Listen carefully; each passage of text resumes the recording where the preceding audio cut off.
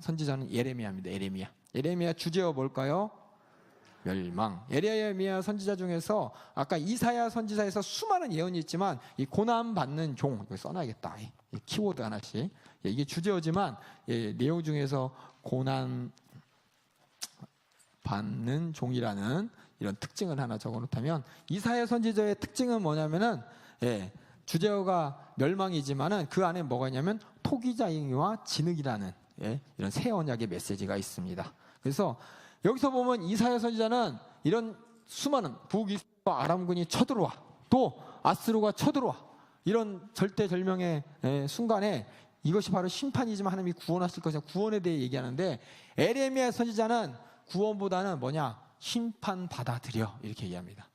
이 너희들의 죄악 때문에 이런 심판이 임하기 때문에 너희들이 이 죄값을 치러야 돼, 심판 받아들여 라고 하는 내용을 하기 때문에 예레미야의 주제어는 멸망이에요. 멸망. 그래서 예레미야 선지자는 심판과 파멸의 메시지를 전합니다.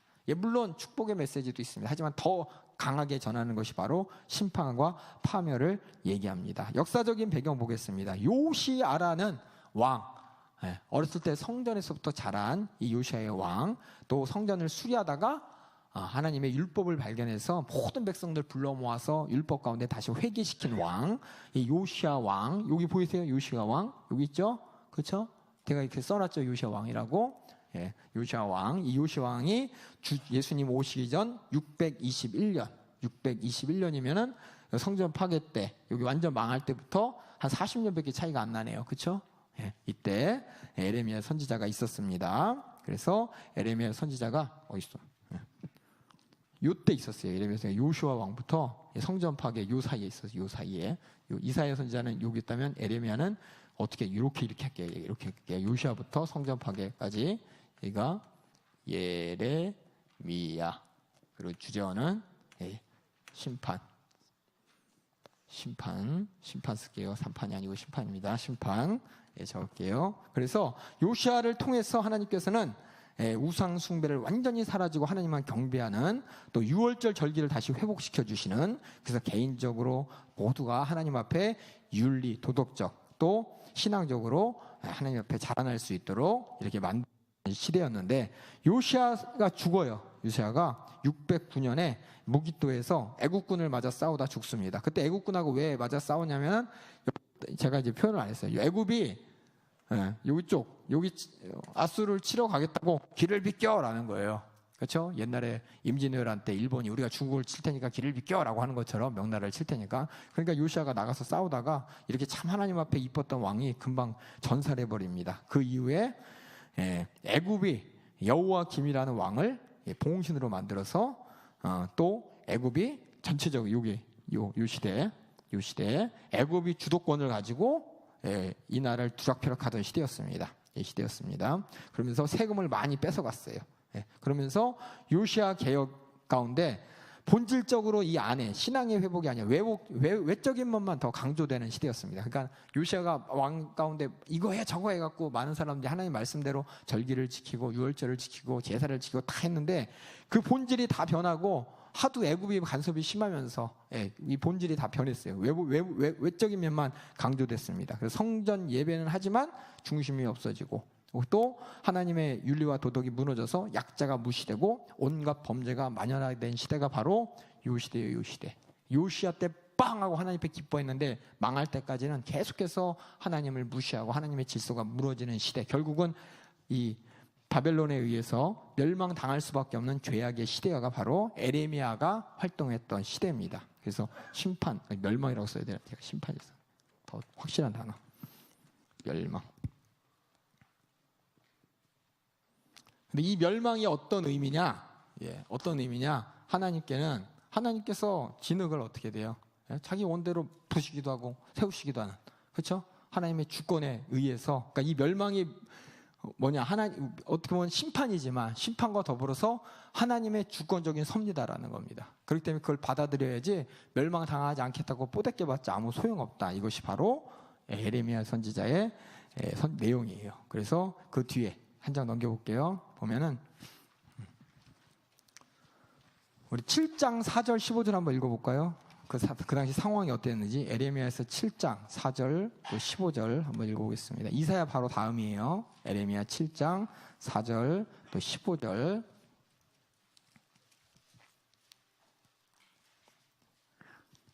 유다를 향한 책망, 하나님의 책망을 7장 4절에서 15절 제가 먼저 읽겠습니다. 여러분이 다음 절 읽으세요. 너희는 이것이 여호와의 너희는 말하기를 이것이 여호와의 전이라 여호와의 전이라 여호와의 전이라 하는 거짓말을 믿지 말라.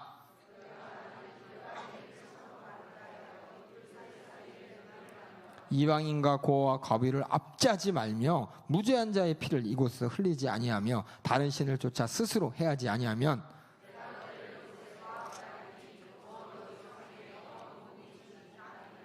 너희가 무익한 거짓말을 의뢰하는도다.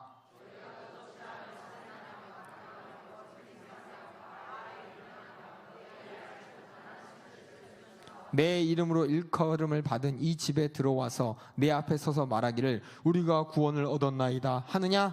이는 이 모든 가증한 일을 행하려 함이로라.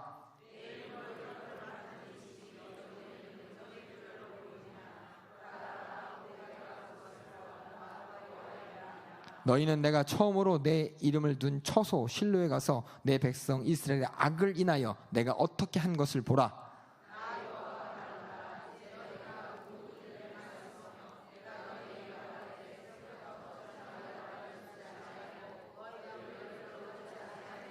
그러므로 내가 실로의 행함같이 너희가 의뢰하는 바 내 이름으로 일컬음을 받는 이 집에 너희와 너희 열조에게 준 이곳에서 행하겠고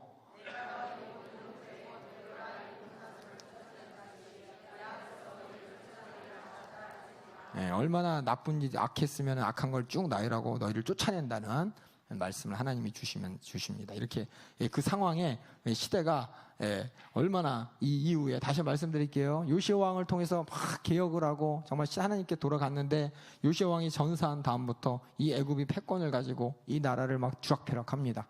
주락주락 펴면서 애굽에 관계한 사람들 그 모든 사람들이 요시야가 하락을 했으니까 하나님 앞에 40년밖에 요 기간이 40년밖에 안 되니까 그나마 요시야가 정했던 그 율법의 법에 따라서 하나님께 제사하고 예배하지만 속은 완전히 싹아 문드러졌던 범죄했던 소돔과 고모라 같았던 그런 시대였다는 것을 여러분이 보시고 이런 시대 예레미야 주장은 뭐냐?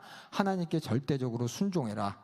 예배뿐 아니라 하나님의 공의와 하나님의 긍휼의 말씀 앞에 순종이 이루어져야지 너희가 살 수 있다.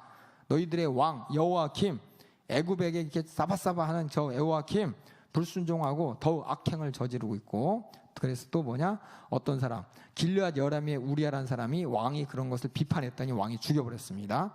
그래서 그 다음에 예레미야가 이제 비판하죠. 왕이 그러면 안 됩니다라고 했더니 체포하고 착고를 채워서 모든 사람이 조롱할 수 있는 장소에 수감합니다. 하나님의 목소리를 전했는데 그 왕이 그 선지자를 아주 조롱하면서 착고해서 많은 사람이 볼 수 있는 곳이다. 이렇게 조롱받게 하는 이 장면이 나옵니다.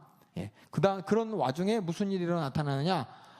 이 바벨론이 애굽이 이제 쳐들어가려고 했던 이 바벨론이 아수르를 무너뜨리고 패권을 이제 메소포타미아 지역에서 장악을 하게 됩니다. 그래서 예수님 오시던 605년에 공격을 해가지고 여기에 길가메시 전투인데 공격을 해가지고 애굽부터 시작해서 모두 싹 멸하고서 이제 바벨론의 속국이 돼요. 그 전까지는 애굽의 속국이나 마찬가지였는데 이제는 바벨론의 속국이 됩니다. 바벨론 속국이 되는데 이때 다니엘과 세 친구가 1차 포로로 잡혀가던 시대였고 여호야김 왕이 아까 있잖아요. 여호야김 왕은 애굽이 세웠다 그랬죠. 바벨론에게 반기를 들고 이 반기를 드는 여호야김 왕 하나님을 무시하면서도 현재 상황도 파악하지 못하는 그에게 예레미야가 그러면 안 된다. 어리석음을 이제 질책합니다. 그러다 이제 결국은 2차 침입인 598년 바벨론이 예루살렘으로 진격을 해가지고 다시 한번 진격해서 여호야김에게 황복을 받고 바벨론을 끌고 가죠. 끌고 갑니다. 여러분이 알고 있는 담임 목사님 맨날 히드기야라고 하죠.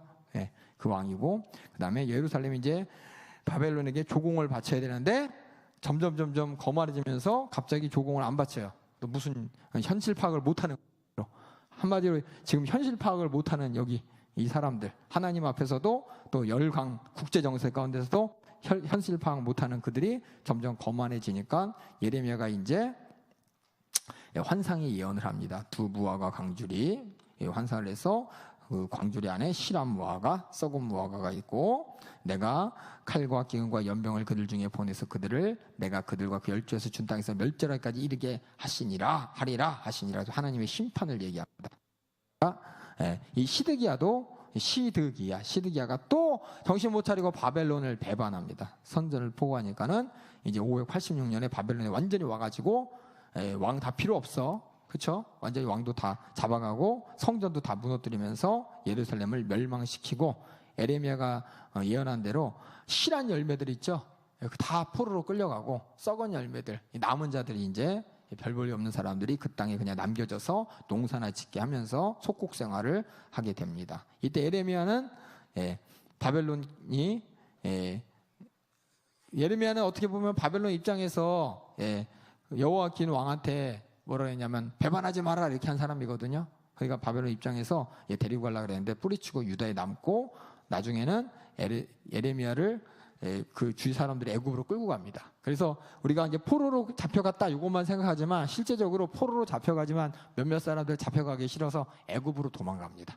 이런 상황을 여러분이 보시면서, 그 당시에 예레미야는 이 망해가는 이 왕조에 하나님의 말씀을 전하는 사람이었고, 결국 바벨론 배신하지 마, 받아들여, 우리의 심판에, 우리가 잘못한 것에 대한 심판이야 라고 했고, 이것을 싫어하는 수많은 사람들 예레미야를 학대하고 결국은 예레미야를 끌고 애굽으로 데려가는 이런 사건을 여러분 예레미야 시대에, 예레미야 인생이었어요. 인생. 그래서 구조를 한번 볼게요. 구조를 보면은 여기도 마찬가지로 선지자가 어떻게 소명받았는지 1장에, 그 다음에 유다에 대한 권고와 권면, 그 다음에 아까 이 많은 선지자들이 왕 앞에 하나님 말씀 전하다가 고통을 받고 박해를 받고 죽임을 당하고, 결국 이럴 정도로 완악한 이 예루살렘이 멸망하게 되고, 그 결과 모든 사람들이 뿔뿔이 흩어져서 포로로 끌려다게 되고, 그럼에도 불구하고 하나님께서는 그들에게 희망의 메시지가 뭐냐면, 하나님께서는 결국 그 모든 나라들을 심판하실 심판의 주다라는 것을,